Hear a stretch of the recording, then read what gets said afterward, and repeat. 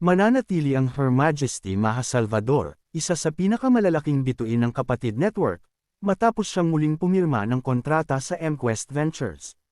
Ngayong 2025, mas marami pang dekalibreng proyekto ang naghihintay sa kanya sa TV5, Signal, at iba pang MediaQuest platforms.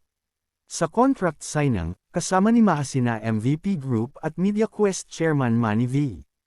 Pangilinan, MediaQuest at MQuest Ventures President at CEO Jane Jimenez Basas, MediaQuest Group CFO John L.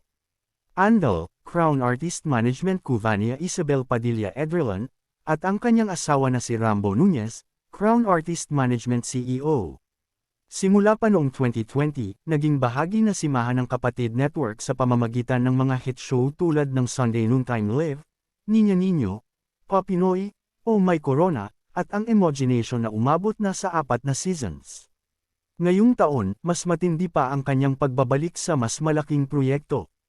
Kabilang sa kanyang bagong lineup ang Season 5 ng Imagination, ang pagbabalik niya sa primetime drama sa thrilling revenge series na Athena, at ang dance competition na Isayaw Mo, kung saan muli niyang ipapamalas ang husay bilang Queen of the Dance Floor. Ayon kay Jane Jimenez Basas, she is more than just a phenomenal talent, Maha is family to US at MediaQuest. Her passion, versatility, and unwavering commitment to her craft have made a lasting impact, not just on our network but on the audiences who continue to embrace her. We are truly excited for this new chapter with Maha, knowing that she will keep delivering inspiring and unforgettable moments for her fans.